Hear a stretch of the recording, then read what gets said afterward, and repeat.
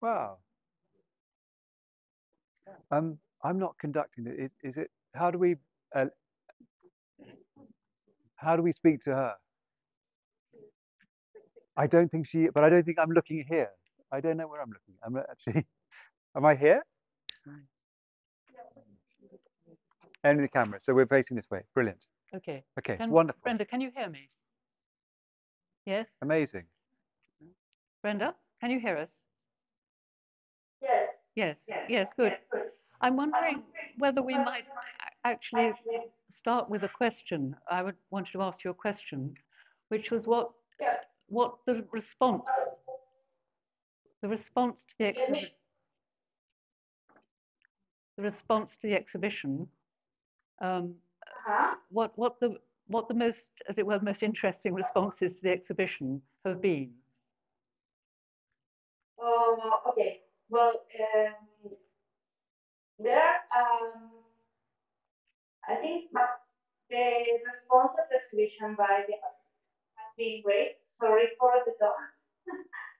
That's barking when he has not supposed to bark.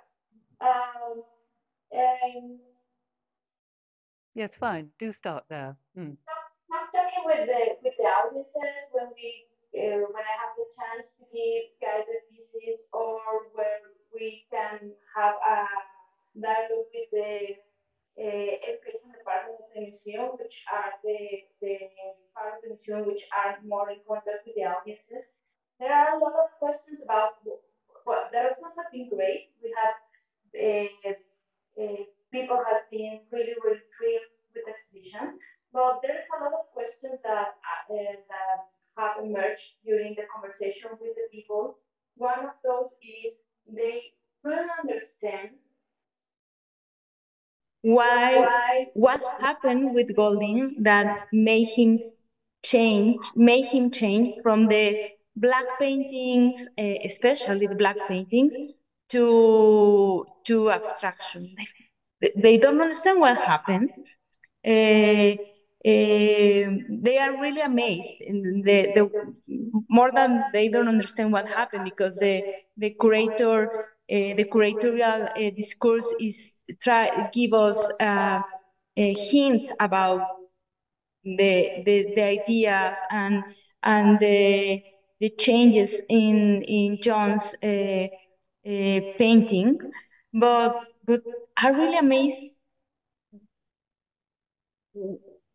Why they feel that they are seeing two different artists, obviously because going from a figurative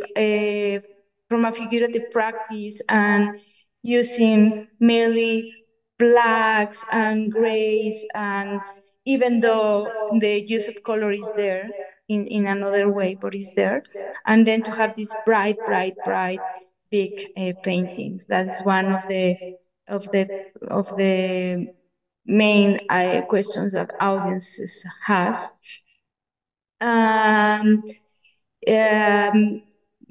and obviously the other question that usually, or the response that the audience has about John's painting is the painting itself. They find really enjoyable to see these abstract paintings, the delight of the painting by the painting itself, the delight by the colors, the delight by the big formats, and the experience itself to be in front of this huge abstract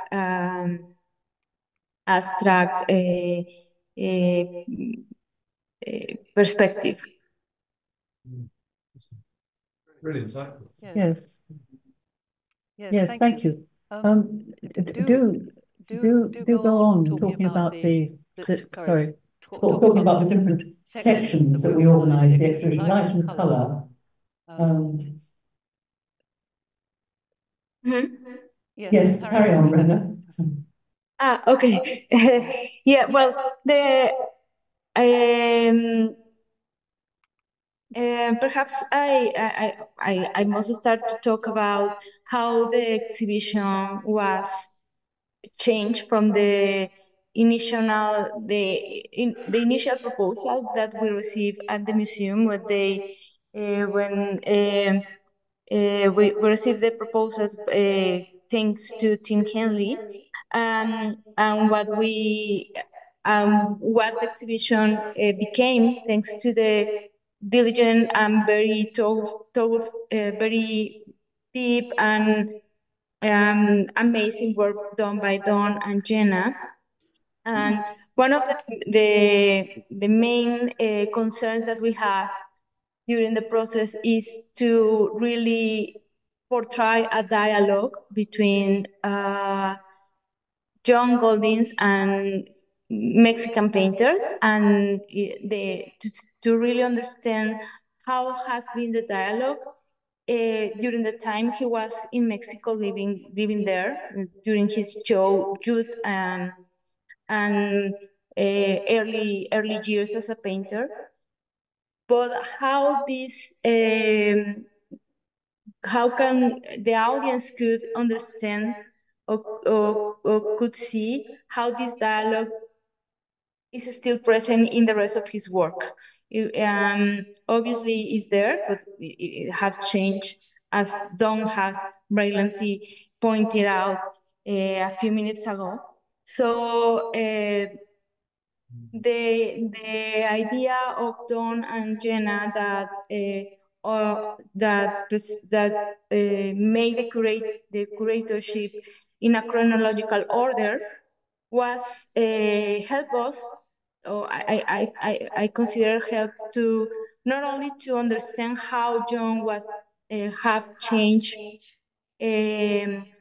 how his ideas about painting have changed, how his practice have changed, but also give us the opportunity to intertwine these influences, these dialogues that he has at the beginning, and how those dialogues mature and change, and and and and and, and, and, uh, and was present during all his career.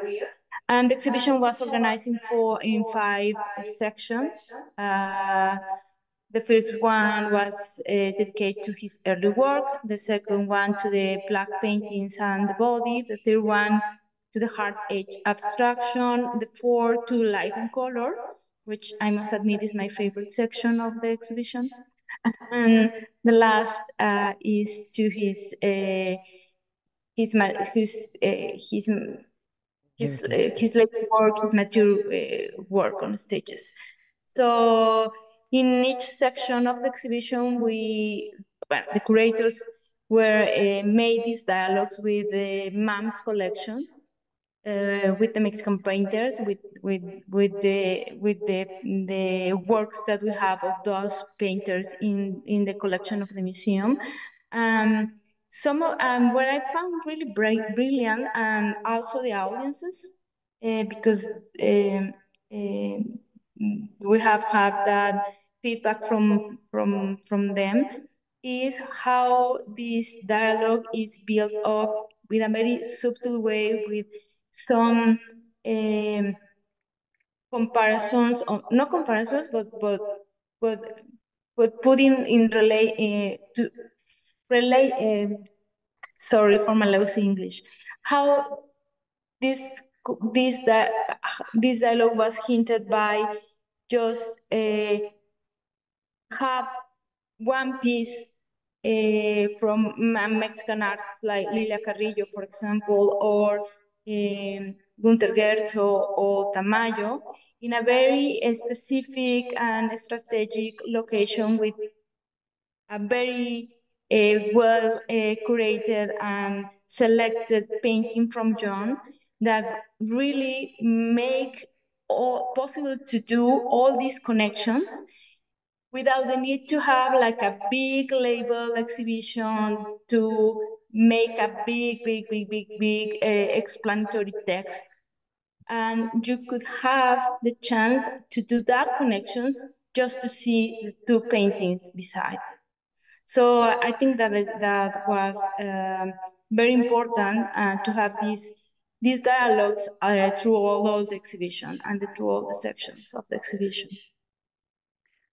Thank you so much. Yes, that was a very important part of our planning. Was thank you, Brenda. Was to integrate some of the Museum of Modern Art selection at St. Martin's with John, and it was very illuminating. I wonder whether, thank you, Brenda, whether we should ask the questions now. I mean, it's run on a little bit, but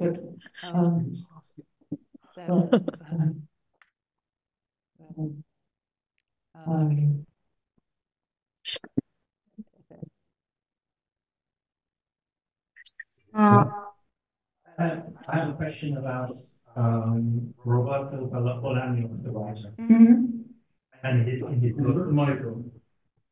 Yeah, Tom, just closer to your mouth, please. I have a question about the writer Roberto Bolaño and his book Savage Detectives, in which there's a group of poets in the city who are called the visceral realists. And it strikes me that Golding's figurative work have exactly that, applies to visceral realism. Is that a tradition specific to Mexico, would you say? I think it's an extremely interesting idea that actually John's black painters in particular embodies. Bolaño was one of them because he certainly used realism in Mexico City. And I think it's a wonderful idea. I don't think it's Pablo Fuentes, Región Transparente, there's a novel about the past. But Bolaño, yes, I think the visceral realism, it's a way of sort of avoiding saying surrealism. Exactly. Wonderful idea. Thank you. Sorry. Hello. I just wonder if there's any thoughts on maybe Francis Bacon and some correlation between Golding and Francis Bacon. Sorry. Francis Bacon. Sorry. Well, yes. I mean, Golding certainly knew Bacon and Bacon's work, and there is a connection. Though he is actually sometimes quite critical of Bacon. Okay. And I think yes, I mean, you know, it could be that he stopped the black paintings in a sense because he didn't want to move in that direction. And that's another possibility. I wondered about that, almost a rejection of maybe something that could be seen as close. So finding his own way by totally. I mean, I'm not saying that he was following. I'm just maybe sometimes. Well, I'm rambling. Sorry. Thank you. Thank you. Right. I mean, no, but it's an interesting point about, I mean, the question of violence, which of course Francis Bacon always denied that his paintings were actually violent. But I mean, clearly John did think his were, in a sense, because he wrote that to Gunter Goetze, who said, you know, you're worried about the violence and darkness in your paintings. Yeah. We have a question from online. What is Golding's place in the history of painting? Well, well, I hope a very important one.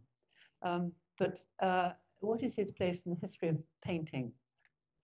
I mean, I think I'm becoming increasingly worried about the notion of a history of painting.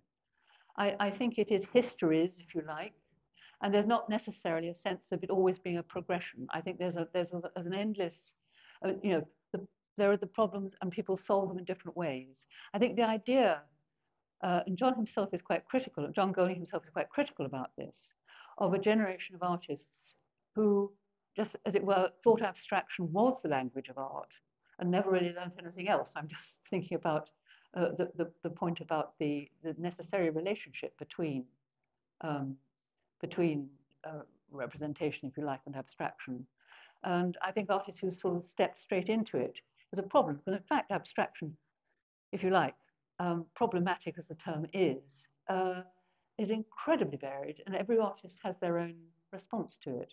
So I feel that John occupies, to me, an important position in terms of that particular part of the history, if you like, but one in which we, I wouldn't want to see it as always in the past. I mean, I also feel very much that the works we've just been, as it were, uncovering, those curious prints, which are really quite a problem in some ways, but are really very interesting. And there's potentially something there which we haven't yet quite solved at all.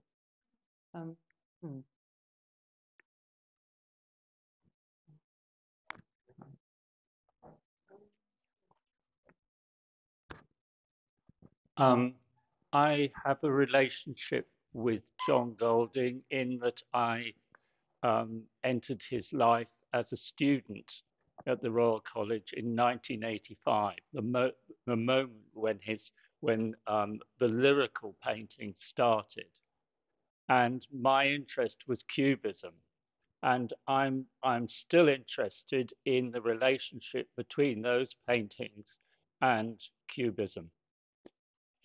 He had a whole, as you know, it was his PhD thesis, Cubism, and I continued my relationship with John for several years after the Royal College. How would you define the relationship between Cubism and John's work? Splintered light. He called it to me pleached light, and pleach is a word for laying hedges. So it's the idea of weaving light.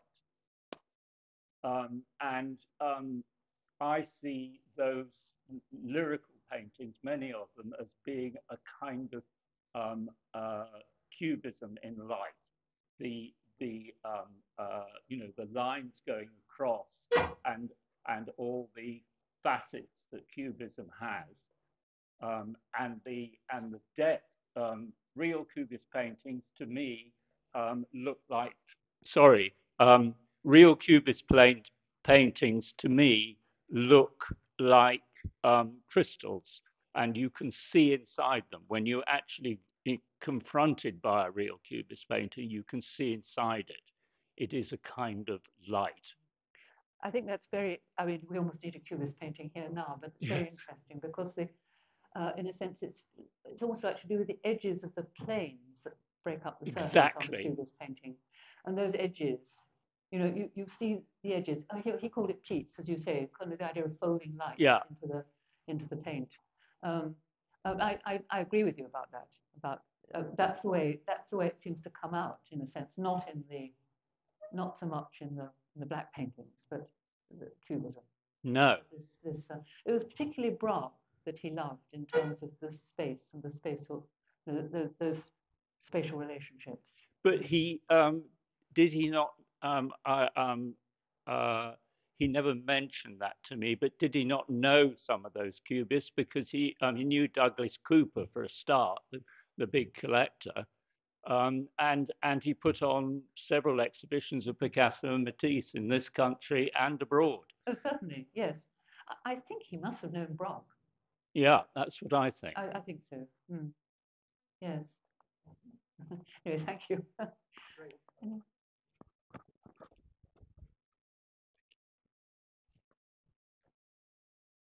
I was just going to add that, I mean, he wrote about Braque too, didn't he? Yes. Who folded space, and so the idea that John may have folded light is also in there. But I wanted to come back and ask Brenda in particular about this question of how did this transition, so between these black paintings and his more colorful large paintings. And in the interview he did that's recorded in the exhibition at Yale, he talks about not wanting to use his paintings for kind of personal issues.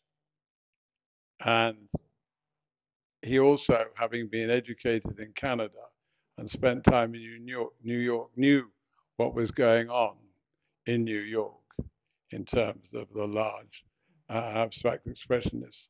But I wonder, what was Mexico like in the kind of late the late 50s? Was it a tough place to be? After all, John clearly was homosexual. Was it a place that you didn't want to be?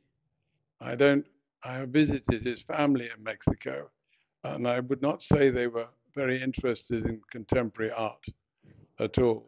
And so I wonder, there are two things, whether it has something to do with his sexuality or whether it was also to do with kind of intellectual stimulation in that world. Because although he knew these other artists, I don't know whether they were sitting in Mexico.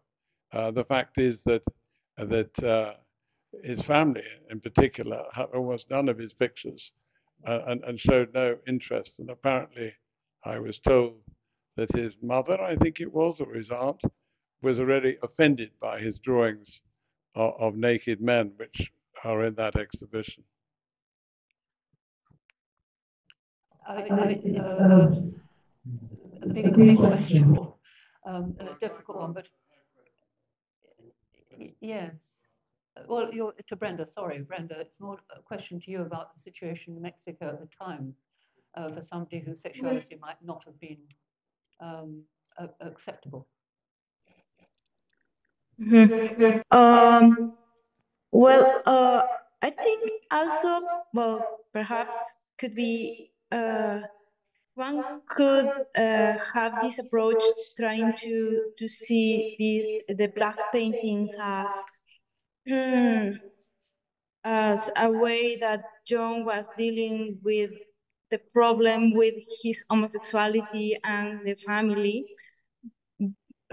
sorry. But I think also that in that period of Mexican artistic scene, there was a lot of changes in the way modernity has been built up, and one branch or one line of research that several artists developed during that period was to go again to pre-Hispanic figures and pre-Hispanic art, but not in the way that muralists has done this, like Rivera, for example, or Rivera mainly, who take a lot of imaginary for pre-Hispanic painting and pre-Hispanic decoration, but more in a more plastic research. So I couldn't. I think, for example, in Carlos Mérida, or I think, for example, in Luis Ortiz Monasterio, who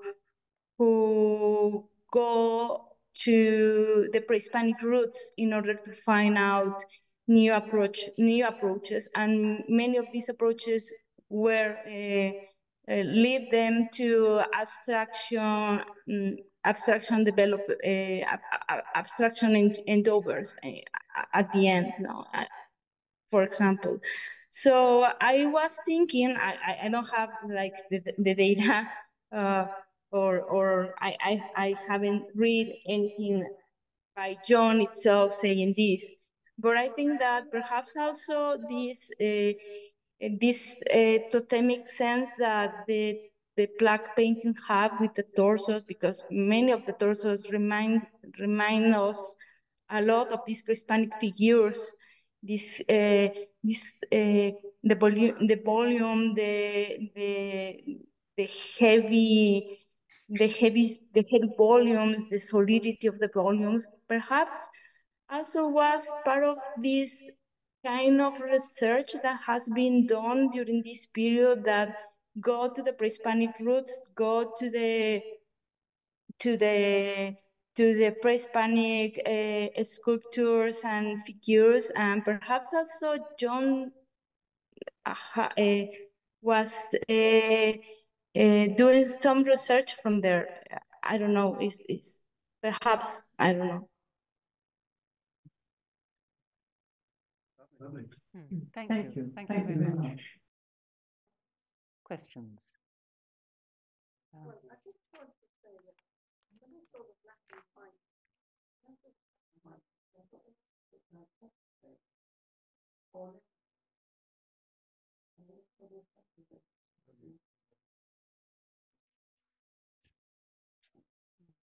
Just say that again.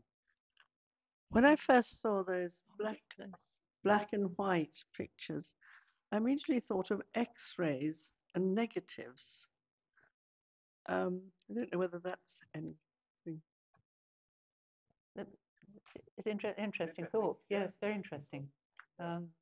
He was certainly totally aware of X-rays and the idea of sort of black and white. It's almost like going against what everybody else was doing, like Matisse and so on. Yes, black. Did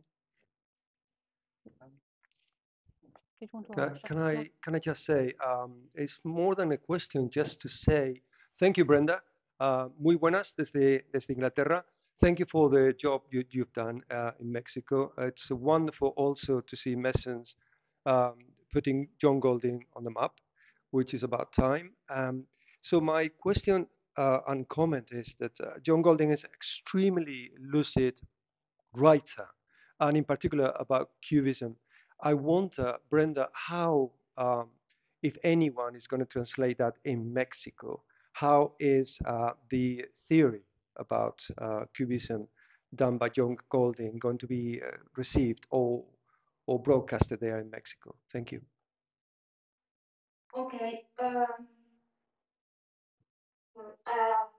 Well, I think perhaps the main contact that John could have with the Cubists would be the Rivera's Cubist work, because I mean, Cubist has impact in many of the artists that was active in the 1930s, especially from those who had the opportunity to go to Europe and study more closely Cubism. But I think that the main figure who really have a huge contact with Cubans and tried to do Cubist paintings in Mexico was Rivera. Many other Mexican artists, even though you could have, or you could see they have this knowledge about Cubism, and not many of them really develop a Cubist or try to do Cubist paintings as Rivera did. So I think John has that Cubist perspective from Rivera, who also Rivera is more analytic, was more close to analytic Cubism, and was a brilliant Cubist. In fact, Rivera was a brilliant Cubist.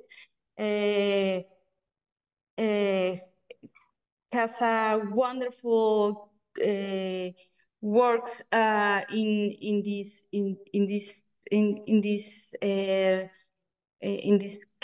trend of painting. So I think it was mainly by that, because many other artists that has geometric approaches, again, was that these geometric approaches was more due to investigation to pre-Hispanic roots rather than Cubism. I think about, for example, again, Carlos Mérida, even though Carlos Mérida was not Mexican, but live and work in Mexico many years.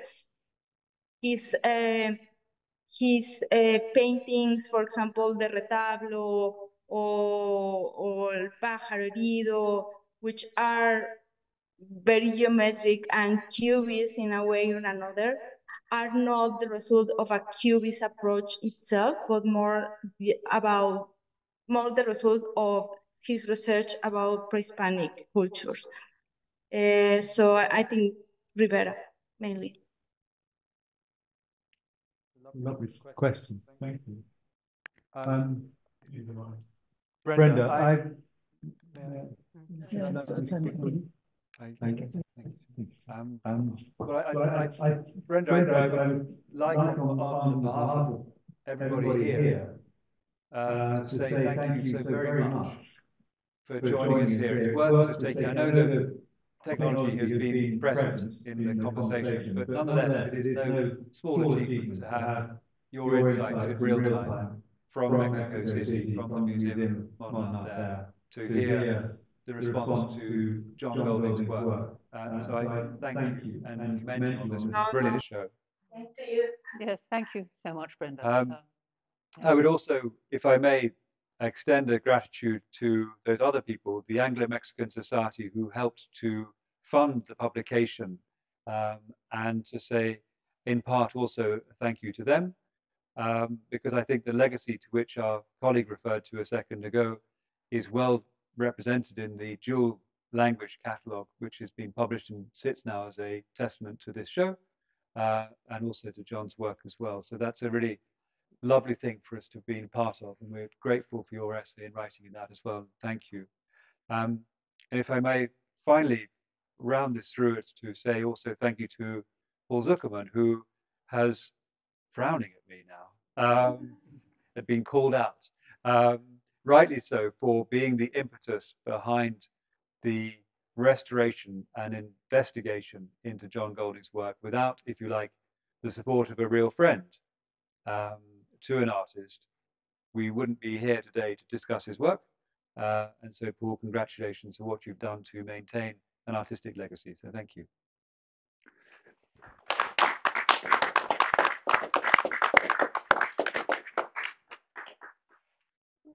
Brenda, we thank you too, and we would like to give you a wave. I think we have to turn around and wave to the camera this way. So if you could all say thank you very much.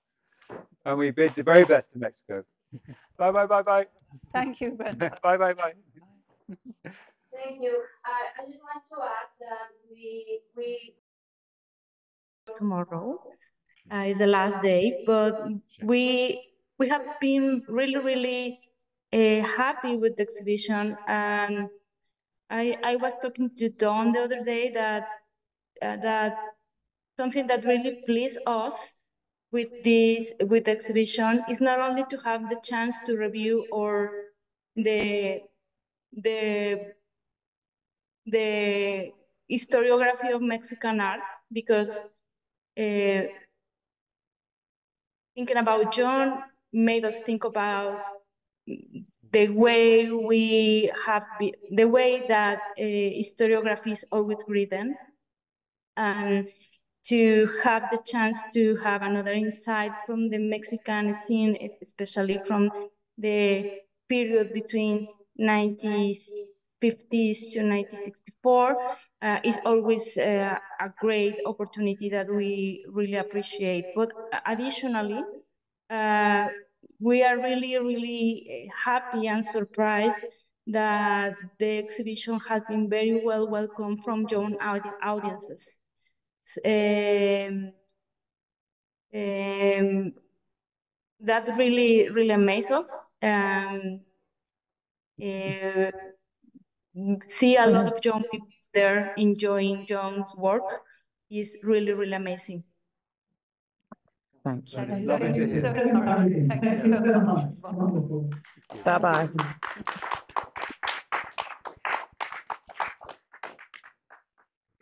Wow. Terrific. I just very, yes, would like to ask Ollie and Joanna just to come and join us, and Saeed, if you wish to as well.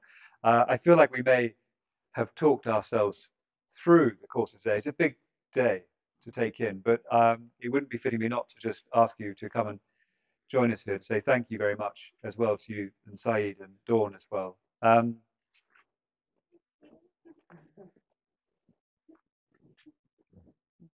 Well done. Yeah. Thank you very much, all of you, for being a brilliant participant. Francesca, there we are. I was looking for you in the crowd.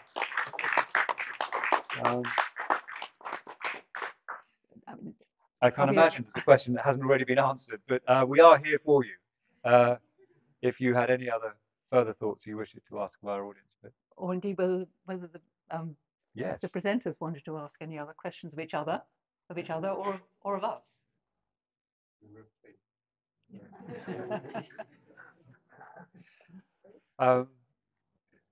What about if I went and find a couple of bottles of wine and we had the conversation outside in the sunshine and we discussed it together? How would that be? Yes? Okay, very good. This is the end of the first John Golding Honorarium. Congratulations. Thank you. Well done. Yeah. Well, it Got was there, the start yeah? of my life. Yeah. No worries. My days at Spellcheck. Yeah.